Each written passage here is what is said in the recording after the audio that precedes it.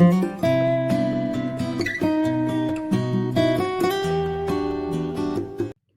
everyone, welcome to काम classes. I hope you all are doing well. अभी तक हमने जो पिछले वीडियोस में देखा है वो हमने सिंधु घाटी सभ्यता के बारे में देखा है और वैदिक काल देखा और 16 महाजनपद को देखा। तो जिस समय 16 महाजनपदों का विभाजन हुआ उसी समय बौद्ध धर्म और जैन धर्म की भी उत्पत्ति हुई थी। ठीक, तो बौद्ध धर्म और जैन धर्म की उत्पत्ति का कारण क्या है? तो बौद्ध धर्म की उत्पत्ति का जो कारण है उसके कई कारण हैं। पहला कारण ब्राह्मण्स हैं, क्योंकि जब वैदिक काल के अंत में जो भी बड़ी चीज़ें होती थी वो ब्राह्मण्स के आदेश के बाद होती थी। मतलब जब ब्राह्मण कहेंगे तो ही वो चीज़ें होंगी, नहीं तो नहीं होंगी। ये बहुत लोगों को पसंद नहीं आ रही थी। तो ये एक कारण है कि बौद्ध धर्म बना। दूसरा कारण था कि संस्कृत शब्द जो है वो सभी को समझ में नहीं आता था। ठीक, तो उसके जगह पर पाली शब्द का प्रयोग करते थे। तो इसीलिए जो बौद्ध धर्म है उसको पाली शब्द में आगे उसका विस्तार किया गया, पाली शब्द में ही बौद्ध धर्म को प्रचलित किया गया था। और तीसरा है डायनेस्टीज़, जो शासनकाल थे उस समय के। ये 3 कारण थे जिसके कारण बौद्ध धर्म की उत्पत्ति हुई थी। तो आइए देखते हैं बौद्ध धर्म को। तो बौद्ध धर्म के जो संस्थापक थे वो थे गौतम बुद्ध। ठीक, तो बौद्ध धर्म के जो संस्थापक हैं वो थे गौतम बुद्ध। ठीक, जिनका जन्म सिद्धार्थ के रूप में हुआ था। इनका जो बचपन का नाम था वो था सिद्धार्थ, और इनका जन्म जो है वो 566 ईसा पूर्व में लुम्बिनी में हुआ था। और ये लुम्बिनी कहाँ है? लुम्बिनी जो है वो नेपाल का एक क्षेत्र है। ठीक, इनका वंश क्या था? तो ये शाक्य वंश के थे, शाक्य वंश के थे। इसलिए बुद्ध को शाक्य मुनि के नाम से भी जाना जाता है। बुद्ध के कई नाम हैं जिसमें से उनका एक नाम शाक्य मुनि भी है। मुनि इसलिए कहा जाता है जब बुद्ध सांसारिक मोहमाया जब त्याग दिए थे, उसके बाद उन्हें शाक्य मुनि के नाम से भी जाने जाने लगा। और बुद्ध की मृत्यु के बारे में, तो बुद्ध की मृत्यु जो है वो 80 वर्ष की उम्र में हुई थी और 486 ईसा पूर्व में कुशीनगर में। कुशीनगर कहाँ है? तो कुशीनगर जो है वो उत्तर प्रदेश के गोरखपुर के पास है कुशीनगर। तो बुद्ध का जन्म जो हुआ था वो हुआ था 566 ईसा पूर्व में लुम्बिनी में, जो कि नेपाल में स्थित है। और इनकी मृत्यु जो हुई थी वो 80 वर्ष की आयु में हुई थी 486 ईसा पूर्व में कुशीनगर में, जो कि उत्तर प्रदेश के गोरखपुर में स्थित है। तो बुद्ध के माता पिता के बारे में जानते हैं। तो सिद्धार्थ की माता का नाम था महामाया, जो कि सिद्धार्थ के जन्म के बाद ही उनकी मृत्यु हो गई थी। ठीक, तो जो सिद्धार्थ का लालन पालन था वो गौतमी ने किया था, जो कि उनकी दूसरी माता थी। ठीक, इसीलिए गौतम बुद्ध का नाम गौतम पड़ा था। गौतम उनका नाम उनकी माता गौतमी के कारण पड़ा था। ये एक जो तस्वीर है, ये रियल इमेज नहीं है पर उसका एक प्रायरूप है ये। ठीक, और बुद्ध के जो पिता का नाम था, गौतम बुद्ध के जो पिता का नाम था वो था सिद्धोधन। और जो गौतम थे, सिद्धार्थ जो थे, वो इकलौते पुत्र थे सिद्धोधन के। ठीक, आगे देखते हैं। तो सिद्धार्थ का विवाह जो है वो यशोधरा से हुआ था और उनका एक पुत्र था जिसका नाम था राहुल। ठीक, लेकिन गौतम बुद्ध ने बहुत कम आयु में ही सांसारिक जीवन को जो है वो त्याग दिया था। ठीक, बुद्ध ने सत्य की खोज और दुखों की समाप्ति के लिए 29 वर्ष की आयु में ही तपस्वी बन गए। बुद्ध 29 वर्ष की आयु में तपस्वी बने थे, यानी कि 29 वर्ष की आयु में उन्होंने सांसारिक जो जीवन है उसका त्याग कर दिया था। और बुद्ध के इस घटना को महाभिष्कर्म के नाम से जाना जाता है। ठीक, पर कोई भी किसी भी चीज़ को समझने या सीखने के लिए निकलता है तो उसे एक शिक्षक की ज़रूरत होती है। तो बुद्ध के भी 2 शिक्षक थे जिनका नाम था अलारा और उदारका। ठीक, बुद्ध के शिक्षकों का नाम था अलारा और उदारका, जिन्होंने बुद्ध को इस सांसारिक मोहमाया से उबरने और सत्य की खोज में उनकी मदद की थी। और बुद्ध जो है 7 साल तक बुद्ध जो है घूमते रहे और 35 वर्ष की आयु में एक पीपल के एक पीपल के पेड़ के नीचे निरंजना नदी के तट पर ध्यान करते हुए उरेविला में ज्ञान प्राप्त हुआ। तो बुद्ध को जो संपूर्ण ज्ञान प्राप्त हुआ वो 35 वर्ष की आयु में प्राप्त हुआ था, ठीक। और ये ज्ञान उनको एक पीपल के वृक्ष के नीचे मिला था और इस ज्ञान को उरुवेला बोलते हैं।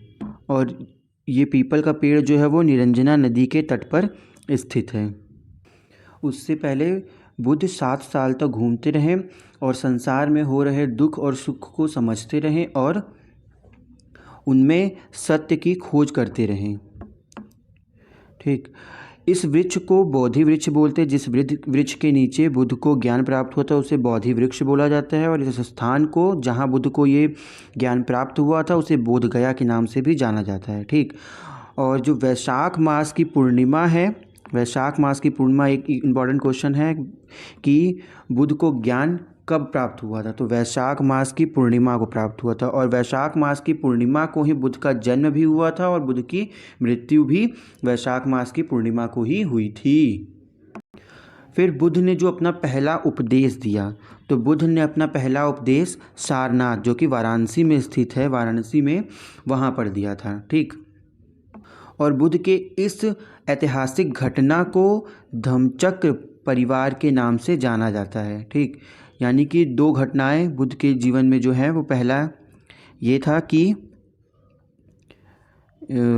बुद्ध ने जब ये सांसारिक मोहमाया त्यागा था तो उस घटना को महाभिष्कर्म बोला जाता है। और दूसरा जब उन्होंने पहला उपदेश दिया उसे बोला जाता है धम्मचक्र परिवार। आगे देखते हैं। तो उनके समय में विभिन्न उल्लेखनीय शासक जो थे बुद्ध के शिष्य थे। यानी जो बुद्ध के शिष्य थे वो उस समय के कुछ शासक थे जो बुद्ध के शिष्य बने, जिनमें कुछ शासक का नाम है प्रसेनजीत, बिंबिसार और अजातशत्रु, ठीक। और बौद्ध धर्म के कुछ भिक्षु थे। भिक्षु यानी कि जो बौद्ध धर्म का प्रचार प्रसार करते थे, ठीक। तो वो कौन कौन थे? तो सारिपुत्र, आनंद, महाकश्यप, अनुराधा, उपाली और राहुल, ये जो 6 थे ये बौद्ध धर्म के प्रसिद्ध भिक्षु थे जिन्होंने बौद्ध धर्म का प्रचार प्रसार किया। बुद्ध के जीवन की घटनाओं को कुछ विभिन्न प्रतीकों द्वारा दर्शाया गया है। तो वो क्या क्या है वो देखते हैं। तो बुद्ध के जन्म को कमल और बैल से दर्शाया गया है, ठीक। और महाप्रस्थान यानी कि जब बुद्ध सांसारिक मोहमाया को त्यागे तो उस समय उस घटना को घोड़े से दर्शाया गया है। उस घटना को महाभिनिष्करण बोला जाता है, ठीक। और तीसरा है आत्मज्ञान, जब उन्हें ज्ञान की प्राप्ति हुई, यानी कि अब पहले उन्होंने सांसारिक मोहमाया को त्यागा, फिर वो सब जगह घूमे, तो उसके बाद उन्हें ज्ञान की प्राप्ति हुई, तो उस घटना को निर्वाण बोलते हैं। और इसको बोधि वृक्ष द्वारा चिन्हित किया गया है क्योंकि वृक्ष के नीचे ही उन्हें ज्ञान की प्राप्ति हुई थी। और वो वृक्ष कौन सा था? वो एक पीपल का वृक्ष था, ठीक। वो कहाँ स्थित है? तो वो निरंजना नदी के तट पर स्थित है जो कि बोधगया में है। और उसके बाद उनका पहला उपदेश जो है उसे हम धम्मचक्र परिवर्तन के नाम से जानते हैं और इसे एक पहिए के संदर्भ में चिन्हित किया गया है। और ये कहाँ हुआ था पहला उपदेश? तो वो सारनाथ जो कि वाराणसी में है, वहाँ पर इन्होंने अपना पहला उपदेश दिया था। और बुद्ध के मृत्यु को परिनिर्वाण के नाम से जाना जाता है, ठीक। और इसका जो इसको स्तूप द्वारा चिन्हित किया गया है। ये हो गए बुद्ध के जीवन की घटनाएं और इनको किसके द्वारा चिन्हित किया गया। एक बार और देख लेते तो बुद्ध के जन्म को कमल और बैल से, महाप्रस्थान को घोड़े से, आत्मज्ञान को बोधि वृक्ष से, पहला उपदेश जो है उसे पहिए से और उनकी मृत्यु को स्तूप से चिन्हित किया गया है, ठीक है। आगे देखते हैं। तो बौद्ध धर्म में त्रिरत्न हैं और इन त्रिरत्नों का नाम है बुद्ध, धम्म और संघ, ठीक। जिन्हें बौद्ध धर्म का आधार स्तंभ भी माना जाता है, तो बुद्ध जो है बुद्ध का क्या अर्थ होता है? तो बुद्ध का अर्थ होता है प्रत्येक मनुष्य में उच्चतम आध्यात्मिक क्षमता, यानी जब उन्हें अपना सबसे बड़ा पोटेंशियल मिल जाए, मतलब जब एक ऐसा ज्ञान हो जाए जिससे आप अपने उद्देश्य को समझ सकें। तो जैसे गौतम बुद्ध को हुआ था, तो इसे हम बुद्ध बोलते हैं। दूसरा है धम्म। धम्म का तात्पर्य बुद्ध की शिक्षाओं से है, यानी कि जब बुद्ध को ज्ञान प्राप्त हो गया, जब वो बुद्ध ने अपने शिष्यों को उस ज्ञान के बारे में बताया, तो उन शिक्षाओं को धम्म के नाम से जाना जाता है। इसीलिए जो उनका पहला उपदेश है उसे धम्म परिवर्तन के नाम से जाना जाता है। और तीसरा है संघ। संघ यानी बौद्ध धर्म का पालन करने वाले भिक्षुओं का संगठन, यानी कि वो सभी भिक्षु, वो सभी बौद्धि मॉन्क जो बौद्ध धर्म का पालन करते हैं उन्हें संघ बोलते हैं। ये हो गया त्रिरत्न के बारे में। ये भी एक इम्पॉर्टेंट पॉइंट है, ये भी याद रखने वाले पॉइंट है। तो बौद्ध धर्म के त्रिरत्न का क्या नाम है? तो बौद्ध रत्न के त्रिरत्न है बुद्ध, धम्म और संघ। और यही जो है बुद्ध धर्म के, बौद्ध धर्म के आधार स्तंभ भी माने जाते हैं। ठीक, आगे देखते हैं। तो जैसा मैंने पीछे ही बताया था कि जो बौद्ध धर्म का प्रचार प्रसार हुआ था वो पाली भाषा में किया गया था। ठीक, तो बौद्ध धर्म के साहित्यिक स्रोत जो है वो पाली में लिखे गए थे, और ये स्रोत 3 थे जिन्हें त्रिपिटक बोला जाता है। इन स्रोत को त्रिपिटक बोला जाता है, जो इस प्रकार हैं कि सुत्त पिटक पहला था, दूसरा था विनय पिटक और तीसरा था अभिधम्म पिटक। तो बौद्ध धर्म के साहित्यिक स्रोत का जो नाम है वो है सुत्त पिटक, विनय पिटक और अभिधम्म पिटक। ठीक, तो धम्म पद जो है वो बौद्ध धर्म की गीता के रूप में मनाया जाता है। जैसे महाभारत ग्रंथ में गीता को एक अलग ग्रंथ माना गया है जिसमें सभी विषयों का ज्ञान है, उसी प्रकार धम्म पद को बौद्ध धर्म की गीता माना गया है। ठीक, मूल रूप से ये बौद्ध धर्म का विहित पाठ है। और बुद्ध चरित्र जो है, बुद्ध चरित्र के जो लेखक थे वो अश्वघोष थे, जो कि बौद्ध भिक्षु थे। तो अश्वघोष जो थे उन्होंने बुद्ध चरित्र की रचना की थी। एक और ग्रंथ के बारे में देखते हैं, मिलिंद पन्हो। ये एक बौद्ध ग्रंथ है। ये ग्रंथ किसके बारे में है? तो ये ग्रंथ जो है वो भारत ग्रीक राजा मेनेंडर और बौद्ध भिक्षु नागसेना के बीच का एक संवाद है। जो मिलिंद पन्हो है वो एक संवाद है जो कि ग्रीक राजा मेनेंडर और बौद्ध भिक्षु जो नागसेना थे उनके बीच का एक संवाद। और उसी समय नागा अर्जुन जो कि एक बौद्ध फिलोसोफर थे जो कि दक्षिण भारतीय थे, उन्होंने शून्यवाद का प्रचार किया था। ठीक, और इन्होंने ही मुल्ला मध्य कारिका भी लिखी है जिसमें शून्यता सभी चीज़ों की प्रकृति है, इसके बारे में बताया गया है। आगे देखते हैं।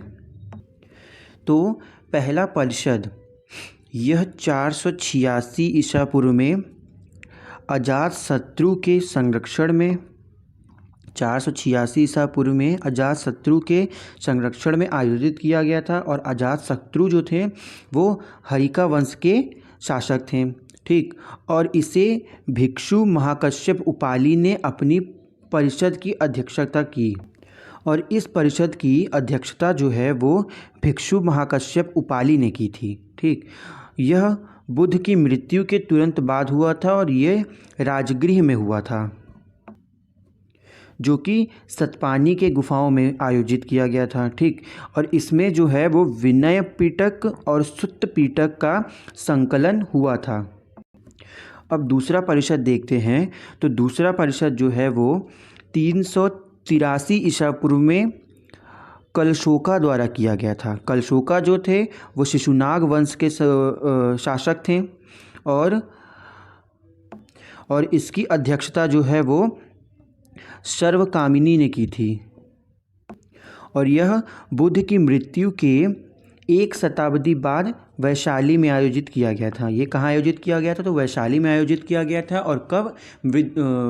बुद्ध की मृत्यु के 1 शताब्दी बाद आयोजित किया गया था। और संघ में प्रथम विभाजन जो हुआ था वो इसी समय हुआ था। और ये विभाजन 2 भागों में हुआ था। पहला था थेरवादीन और दूसरा था महासंघिका। इन दोनों नामों से संघ का विभाजन हुआ था। पहला नाम था थेरवादीन और दूसरा नाम था महासंघिका।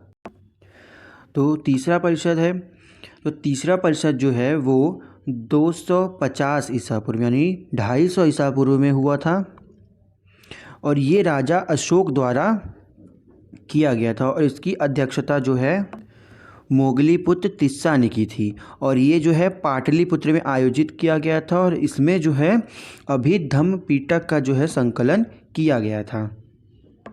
अब चौथा परिषद क्या है, तो चौथा परिषद जो है वो राजा कनिष्क द्वारा पहली शताब्दी में किया गया था। पहली शताब्दी में ईसा पूर्व में राजा कनिष्क जो कि कुषाण वंश के संस्थापक थे, अशोक जो थे मौर्य वंश के संस्थापक थे, संरक्षण थे, और ये कुषाण वंश के शासक थे और इसकी अध्यक्षता जो है वो अश्वघोष और वसुमित्र के साथ मिलकर की गई थी और ये जो है वो कश्मीर के कुंडल वन में आयोजित किया गया था। तो चौथा परिषद जो है वो राजा कनिष्क द्वारा आपका कश्मीर के कुंडल वन में आयोजित किया गया था जो कि अश्वघोष और वसुमित्र की अध्यक्षता में पूरी की गई थी।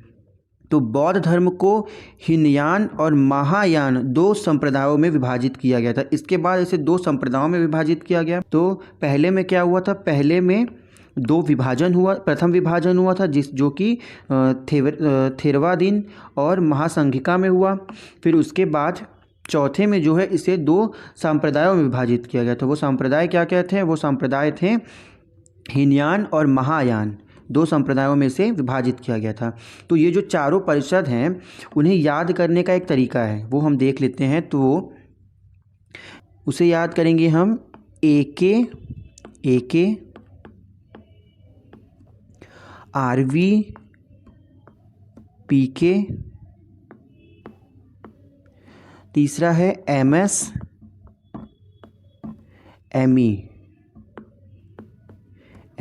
एमई। ठीक, तो देखते हैं पहला क्या था। तो पहला था कि अजात शत्रु द्वारा किया गया था और अध्यक्षता जो है वो महाकश्यप उपाली द्वारा हुई थी और कहाँ किया गया था, तो इसे राजगृह में किया गया था। ठीक, तो आते हैं इस पे।